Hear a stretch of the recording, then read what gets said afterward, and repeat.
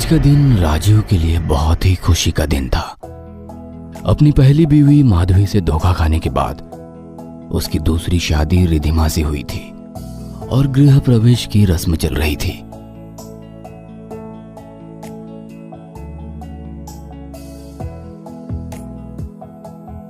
रिधिमा ने लुटिया पर पैर मारा और फिर आगे कदम बढ़ाया। मम्मी जी ने उसकी आरती उतारी और फिर उसको और राजीव को अपने साथ उसके कमरे में लेके चली गई। महेश की नजर जब जमीन पर बिखरे चावलों पर पड़ी तो उसकी आंखें फटी की फटी रह गई। कलश से गिरे चावलों का रंग लाल हो चुका था, जो कि अनहोनी की निशानी होती है। रात के तकरीबन 3 बजे पल्लवी को चूड़ियों की खनखनाहट की आवाज सुनाई देने लगी।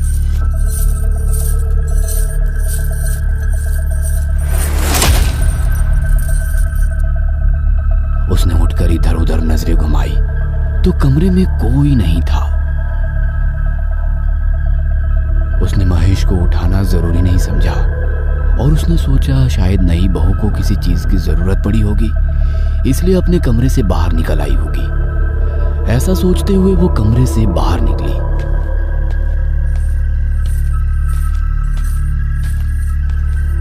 सामने का नजारा देखकर वो हैरान रह गई। उसने देखा कि रिधिमा हॉल में दीवार के पास खड़ी नाखूनों से उसे खरोच रही है। उसकी दीवार पर खरोचने की वजह से ही उसकी चूड़ियों की खनखनाहट की आवाज शोर कर रही थी। बहू, अरे ओ बहू, अरे ये तुम क्या कर रही हो? कहते हुए वो उसकी तरफ धीमे कदमों से बढ़ने लगी, लेकिन रिधिमा कोई भी जवाब दिए बिना बेसब्री से दीवार खरोची जा रही थी। पल्लवी ने उसके करीब जाकर जैसे ही उसके कंधे पर हाथ रखा, वो रुक गई। बहू, तुम ठीक तो हो? अचानक से रिधिमा ने उसकी तरफ पलटकर जैसे ही देखा, पल्लवी की आंखों में खौफ नजर आने लगा। रिधिमा की आंखें लाल लाल चमक रही थी और हाथों के नाखून मानो किसी तेज बाज के पंजों की तरह नुकीले हो चुके थे। रिधिमा ने तेज आवाज करते हुए उसके मुंह पर एक पंजा मारा और पल्लवी जमीन पर गिर पड़ी। पल्लवी के मुंह से खून आने लगा और वो तेज आवाज में कराहने लगी। महेश! ओ राजीव! महेश! महेश! राजीव! क्या हुआ सासू माँ? नई दुल्हन पसंद नहीं आई क्या? कहते हुए रिधिमा ने उसे खड़ा किया और अपने तेज पंजे के नाखून से किसी चाकू की तरह उसके गले पर हमला कर दिया। उसकी 4 उंगलियां पल्लवी के गले में काफी अंदर तक चली गई और उसके गले से खून की धार छूट पड़ी। उसके गले पर इस तरह हमला होने से वो चिल्लाने लायक भी नहीं रही और जमीन पर गिरकर कुछ सेकंड तड़पने के बाद ही उसकी मौत हो गई।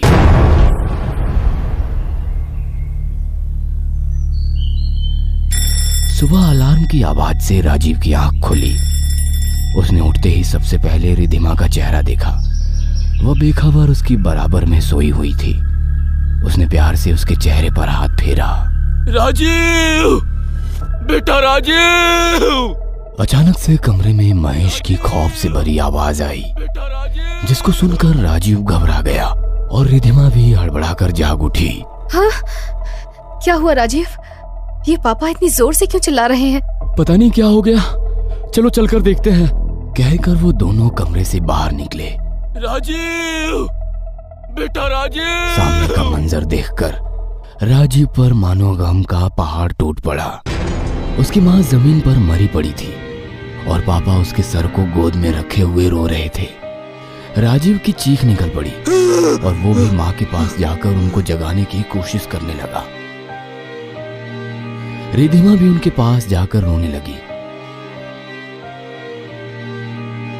और राजीव को हिम्मत बढ़ाने की कोशिश करने लगी। एक दिन पहले जिस घर में खुशियों की दीप जल रहे थे, आज उसी घर में मौत का मातम फैल गया। पल्लवी की मौत का कोई अंदाजा भी नहीं लगा पाया कि आखिर उसको इतनी दर्दनाक मौत किसने दी। अब पल्लवी की जगह रिधिमा ने ही घर संभाल लिया और कुछ दिन इसी तरह निकल गए। एक दिन महेश शाम के वक्त अपनी कुर्सी पर बैठा पल्लवी को याद कर रहा था। तभी उसको हॉल में रिधिमा के चिल्लाने की आवाज आई। बाबूजी, बाबूजी बचाइए, बाबूजी बचाइए। उसकी चीख सुनकर महेश जल्दी से हॉल की तरफ भागा। बाबूजी, बाबूजी बचाइए। उसने देखा कि रिधिमा जमीन से 5 फीट ऊपर हवा में उठी हुई है और चिल्ला रही है। बेटी, ये क्या हो रहा है? तुम ऐसे कैसे? उसने डरते हुए कहा और अगले ही पल रिधिमा वापस जमीन पर आई और उसका गला पकड़ लिया। महेश ने रिधिमा की आंखों में देखा तो वो लाल अंगारों के जैसी चमक रही थी और चेहरा सांवला पड़ चुका था। कुछ नहीं हुआ बाबूजी, मैं तो बस देख रही थी कि आप अपनी नई दुल्हन से कितना प्यार करते हैं। इतना कहकर उसने अपनी उंगलियां उसकी आंखों में मारी।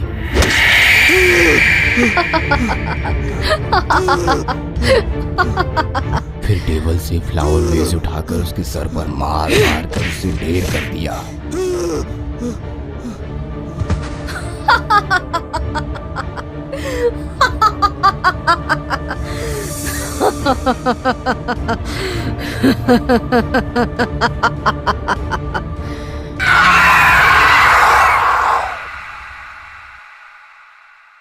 शाम को जब राजीव घर आया तो उसने अपने पिता को मरा हुआ पाया और उसके बराबर में रिधिमा बेहोश पड़ी थी। उसके गम का अब कोई ठिकाना नहीं रहा। उसने पहले अपने पिताजी को देखा और फिर रो पीट कर रिधिमा को जगाया। होश में आने के बाद वह ऐसे रिएक्ट कर रही थी जैसे कि उसको कुछ पता ही नहीं। अब घर में सिर्फ रिधिमा और राजीव ही बचे थे। अपने पेरेंट्स की मौत के बाद राजीव को खुद को संभालना काफी मुश्किल तो था, लेकिन कुछ ही दिनों में वो फिर से नॉर्मल होता चला गया। एक रात दोनों सोने से पहले अपने बेडरूम में लेटे हुए थे।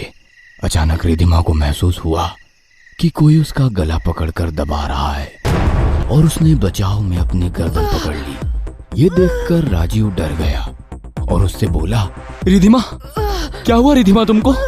कहकर राजीव ने जैसे ही उसका हाथ पकड़ा, रिधिमा ने उसको जोर से झटकार दिया और फिर बेड के नीचे जा गिरी। अब उसका एक पैर अपने आप हवा में ऊपर की तरफ उठ गया, जैसे कि किसी ने पकड़ कर उठाया हो, और वो चिल्लाने लगी। अब वो तेजी से घसीटती हुई कमरे के बाहर जा रही थी। ऐसा लग रहा था कि कोई उसके घसीटते हुए ले जा रहा है, लेकिन वो नजर नहीं आ रहा। वो घसीटते हुए चिल्ला रही थी और राजीव उसके पीछे भागा आ रहा था। हॉल से होते हुए वो मेन डोर की तरफ गई और वो दरवाजा भी अपने आप खुल गया। फिर वो उससे होते हुए बाहर निकल गई और लॉन में घिसटने लगी। राजीव अभी भी डरा हुआ उसके पीछे भागा आ रहा था, लेकिन उसको पकड़ने में कामयाब नहीं हो पा रहा था। अब वो लॉन में काफी अंदर एक हिस्से में पहुंच चुकी थी, जहां की मिट्टी थोड़ी गीली थी और उस पर पैर रखना भी मुश्किल था। मतलब अगर कोई उस पर पैर रखता तो उसी टाइम उसका पैर जमीन के अंदर चला जाता। वहां पहुंचते ही रिधिमा जमीन के अंदर जाने लगी। वो लगातार चिल्ला रही थी और उसकी दोनों टांगे अब घुटनों तक जमीन में आ चुकी थी। जब राजीव ने उसका हाथ पकड़ा तो वो कमर तक जमीन के अंदर समा चुकी थी। राजीव ने उसको वहीं रोक लिया और फिर उसे वापस ऊपर खींचने लगा। उसकी हालत खराब हुए जा रही थी और रिधिमा भी लगातार चिल्ला रही थी। राजीव ने रिधिमा का दूसरा हाथ भी पकड़ा और फिर उसको जोर लगाकर खींचा।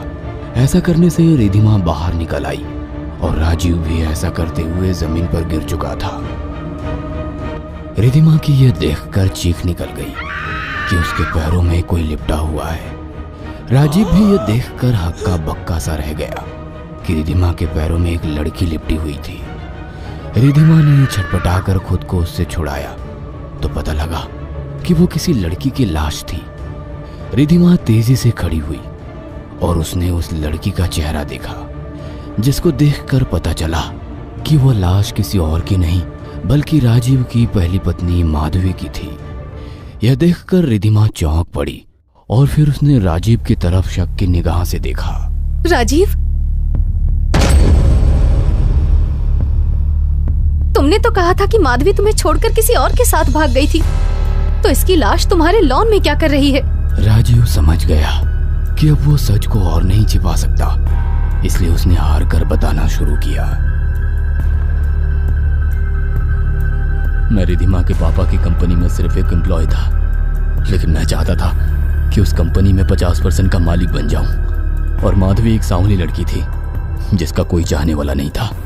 मैंने उससे प्यार का नाटक करके उससे शादी कर ली। उसके डैडी ने मुझे कंपनी में आधे हिस्से का मालिक बना लिया और रहने के लिए घर भी दे दिया। अब अपने प्लान के हिसाब से मम्मी, डैडी और मैंने माधवी को परेशान करना शुरू कर दिया, जिससे कि वो आत्महत्या कर ले या फिर मुझे छोड़कर चली जाए। लेकिन वो खूब हमारे जुल्म बर्दाश्त करती और यही रहकर हमें खुश करने की कोशिश करती। आखिरकार तंग आकर हमने उसको मारना ही सही समझा और एक गुड बाय नोटिस लिखा जो कि उसी के नाम से था।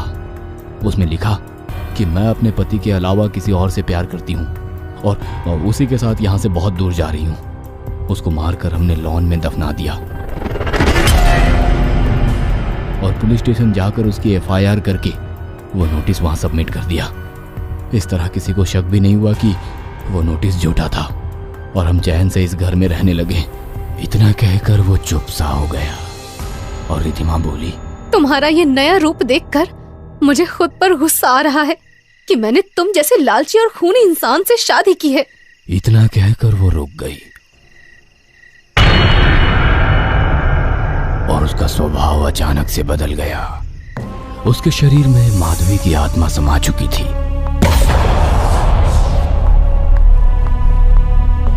वह राजीव का गला पकड़कर बोली, मैं चाहूं तो तुझे भी तेरे माँ बाप की तरह रिधिमा के जरिए सजा दे सकती हूँ, लेकिन मुझे तेरी सच्चाई सबके सामने लानी है। बता, मेरे हाथों मरेगा या फिर पुलिस के सामने अपना गुनाह कबूल करेगा? बोल।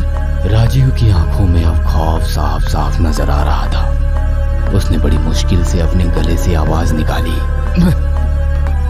मुझे माफ कर दो, मैं पुलिस को जाकर सब बता दूंगा, सब बता दूंगा।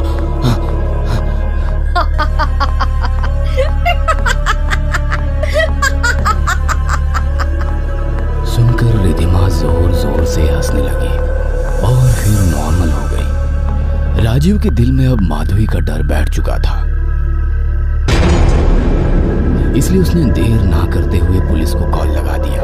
कुछ ही देर में पुलिस वहां पर आई और राजीव ने उनके सामने अपना सारा गुनाह कबूल कर डाला। पुलिस ने माधवी की लाश को फॉरेंसिक में भेज दिया और राजीव को हिरासत में ले लिया। अगले दिन फॉरेंसिक जांच के बाद माधवी की बॉडी को उसके पेरेंट्स को सौंप दिया गया। उन्होंने उसका अंतिम संस्कार कर दिया। अब राजीव जेल में बैठा अपने कर्मों की सजा काट रहा था। पूरा हुआ मेरा बदला पूरा हुआ।